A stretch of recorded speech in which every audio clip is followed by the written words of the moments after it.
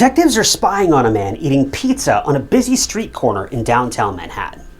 From our perspective, it might look weird to witness the police burning a hole into the back of this man's head, who just looks like he's enjoying his lunch.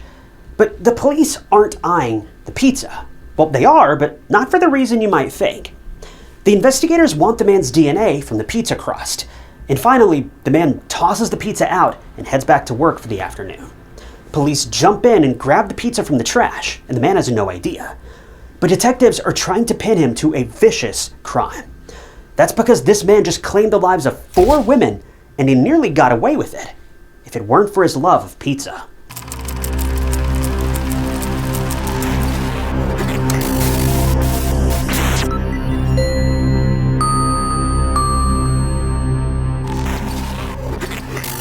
Welcome to True Crime Stories. If you're new here, I'm your host, Ty Knotts, and I post new true crime documentaries every single week, often multiple times a week.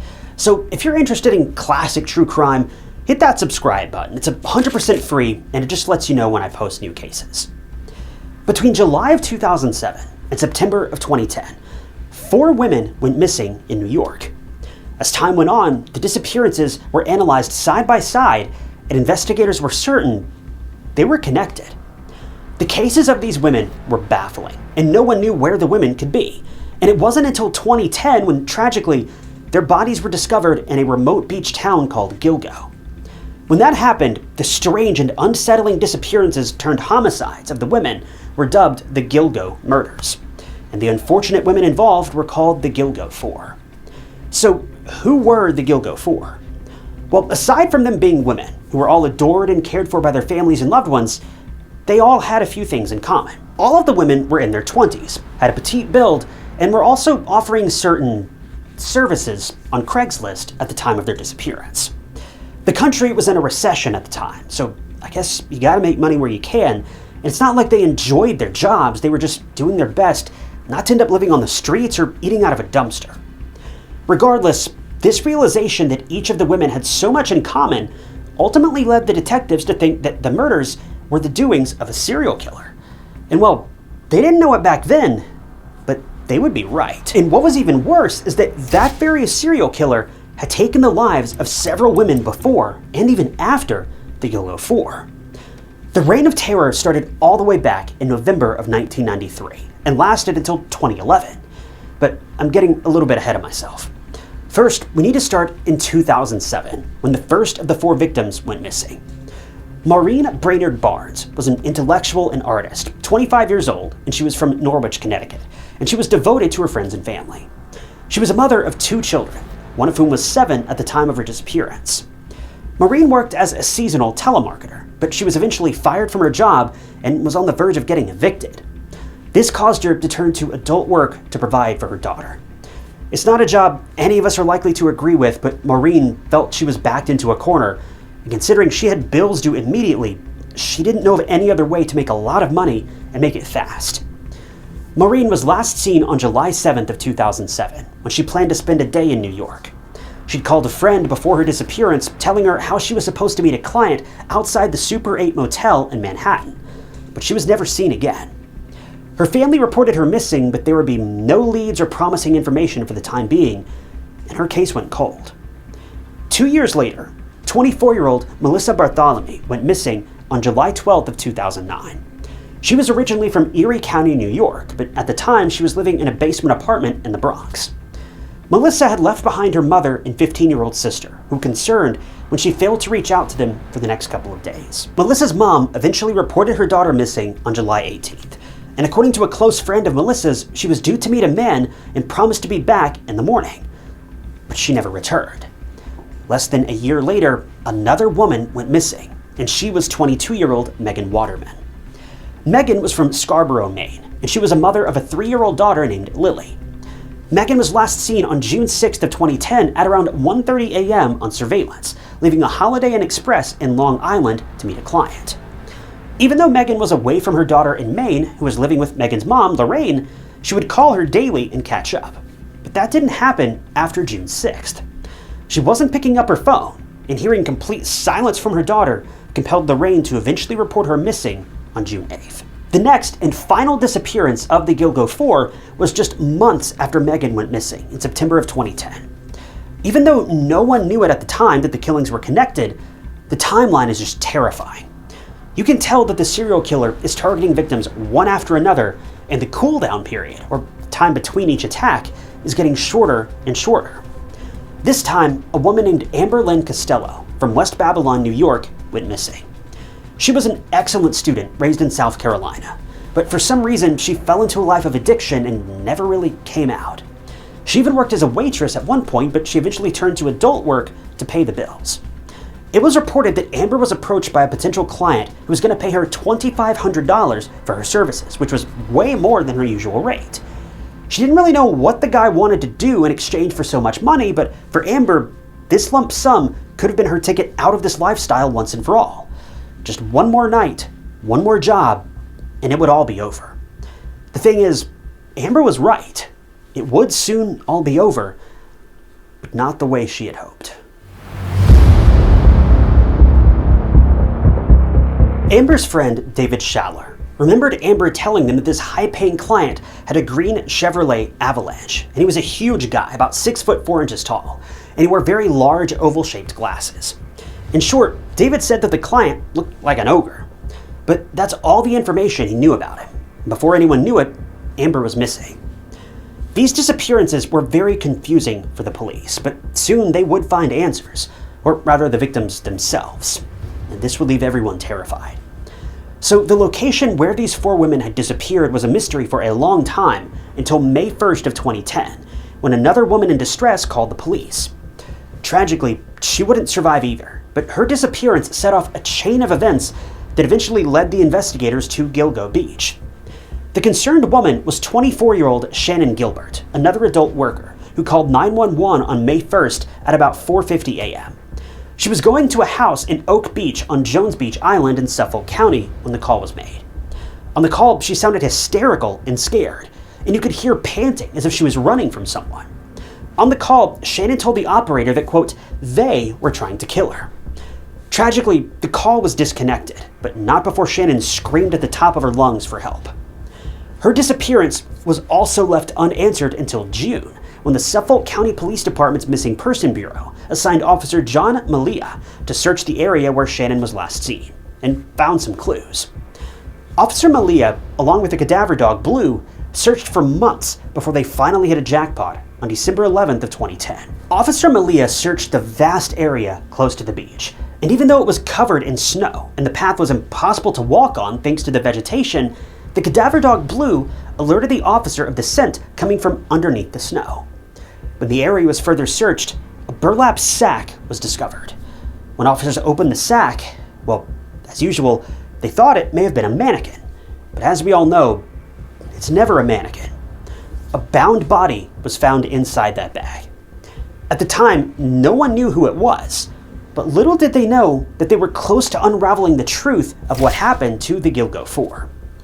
The first set of remains was positively identified as those of Melissa Bartholomew.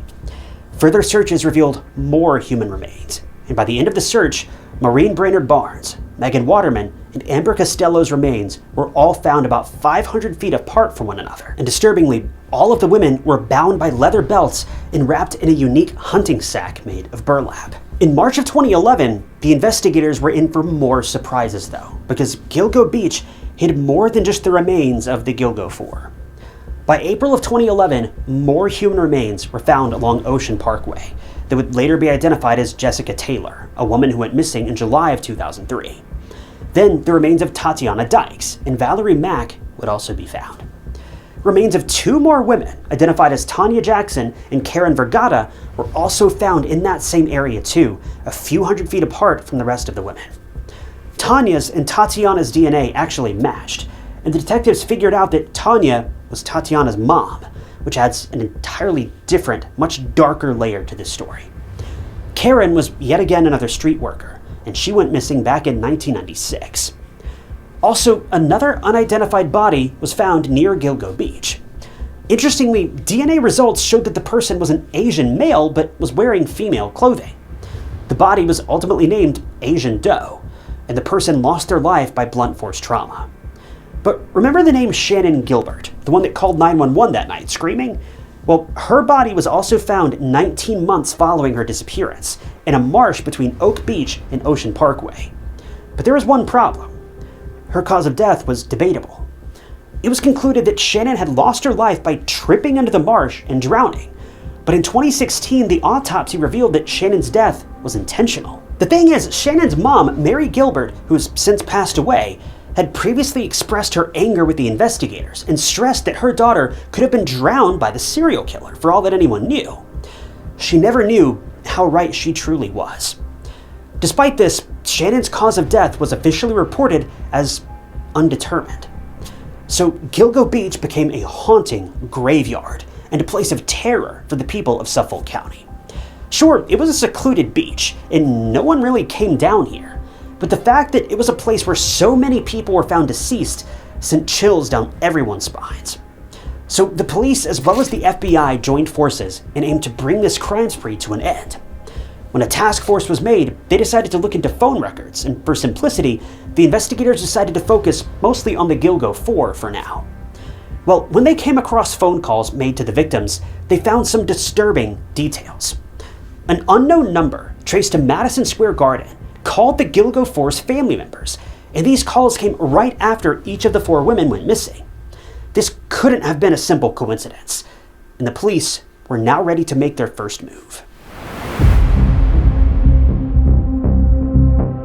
The calls the family received from this unknown phone number were highly disturbing, and the caller, a man, would make very derogatory remarks about the victims and their professions. But what was so chilling was that the mysterious caller would further taunt the victims' families and tell them that the women were no longer alive because, quote, they had killed them.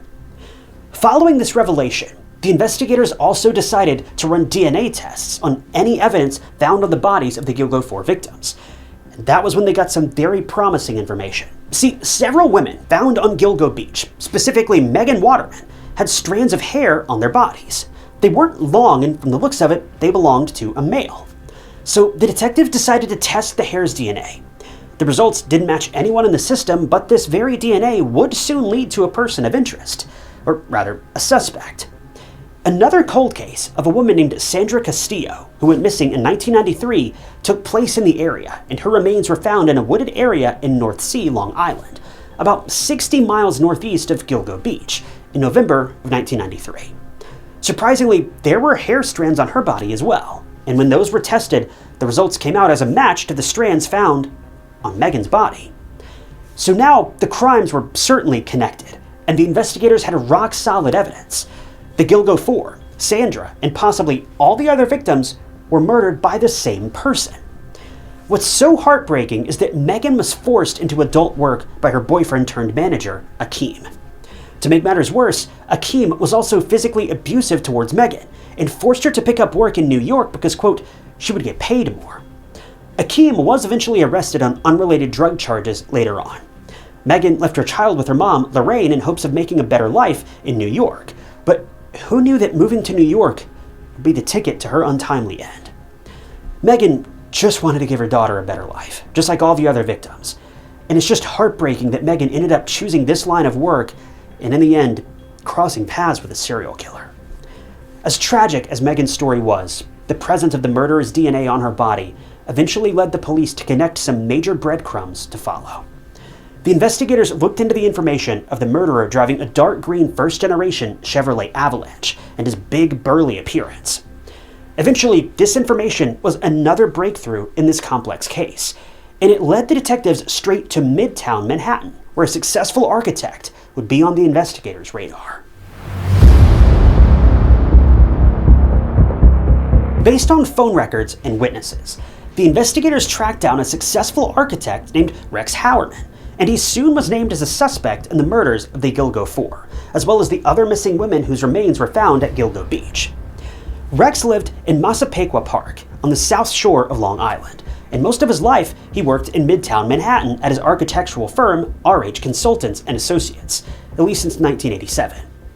Turns out the calls made to the victims' families were traced to these very places. To everyone's suspicion and intrigue, Rex also drove a dark green first-generation Chevrolet Avalanche.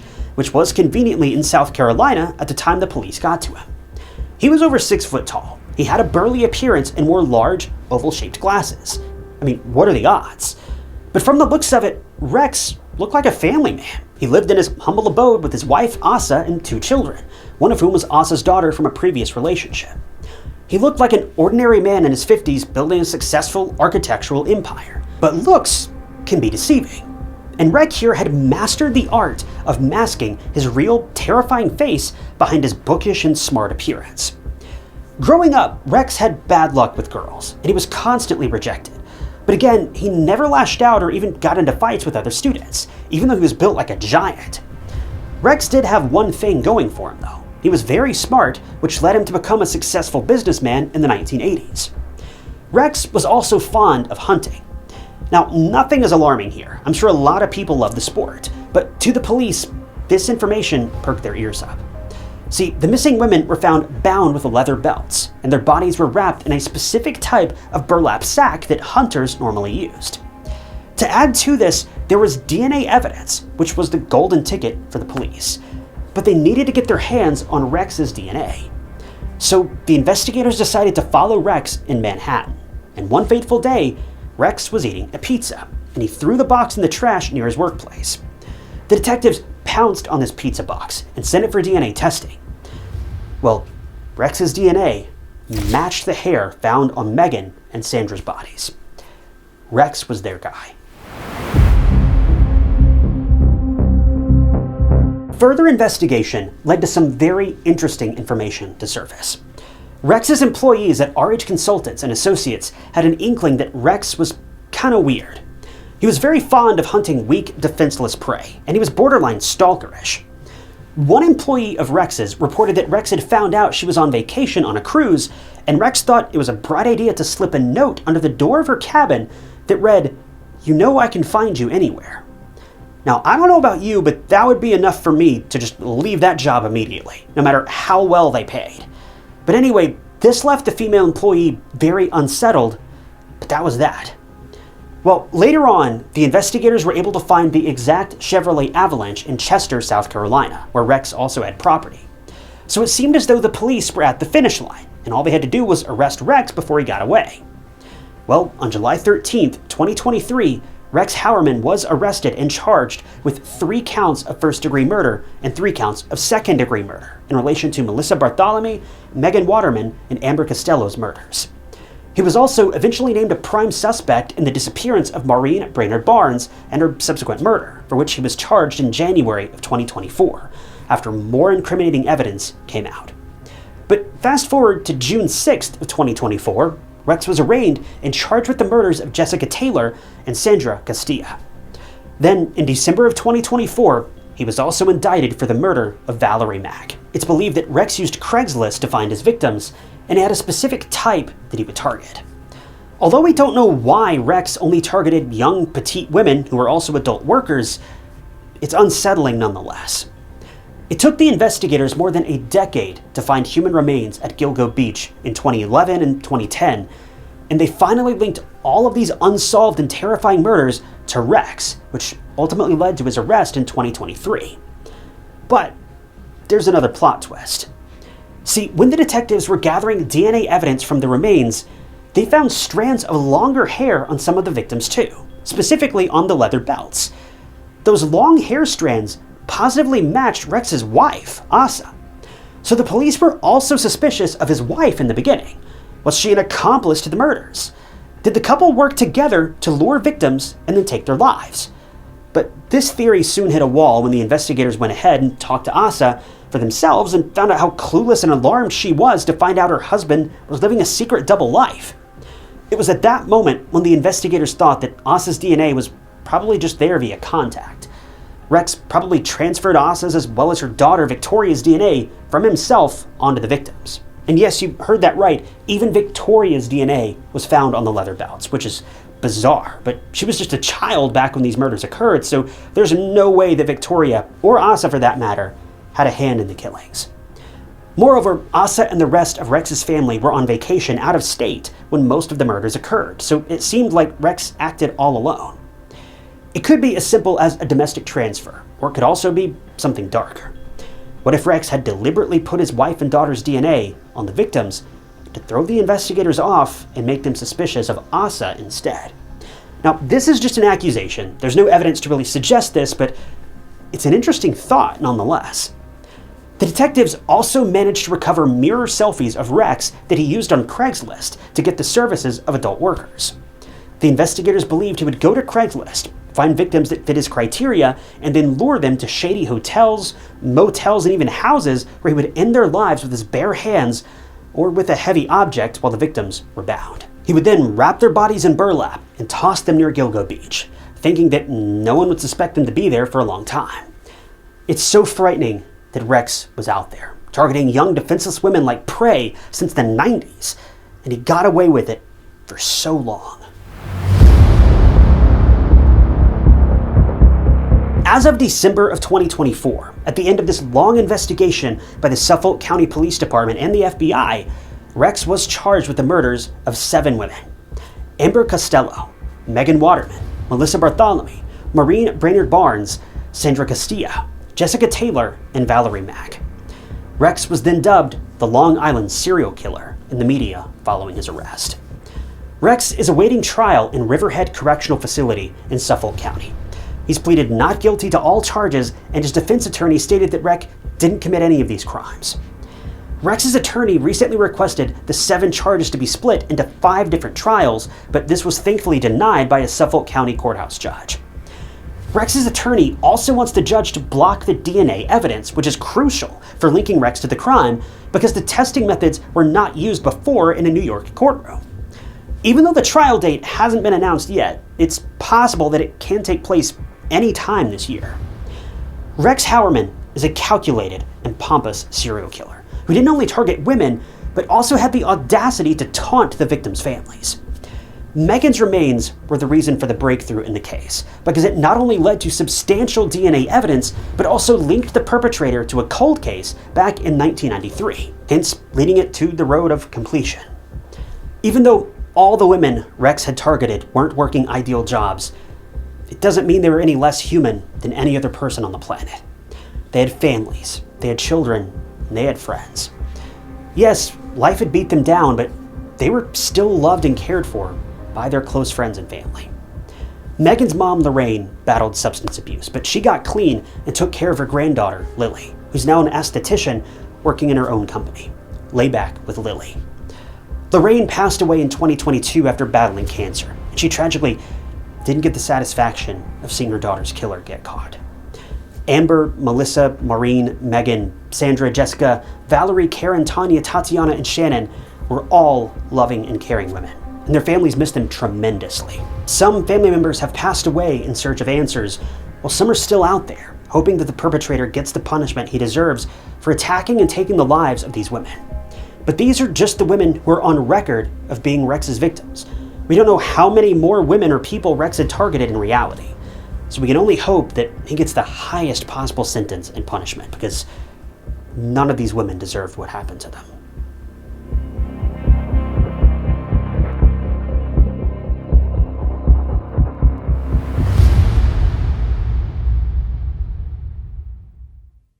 Thank you guys for tuning in to another episode of True Crime Stories. I wanted to give a special thank you to a couple channel members, including William Sladden and Amber. If you also want to become a member of the channel, you'll gain access to new videos sometimes days or weeks before they're uploaded to the public. And it's a great way to support the channel and help out. And I really appreciate all of you guys that have decided to do that. If you want to join, you can click that big join button below the video or find a link down in the description. And don't forget, True Crime Stories t-shirts are also now available. You can grab one of those from a link down in the description as well. But as always, if you enjoyed this video, check out this other interesting case I covered. And don't forget to subscribe. It's totally free and just keeps you up to date with all my future videos. But my name is Ty Knotts, and I'll catch you guys in the next one.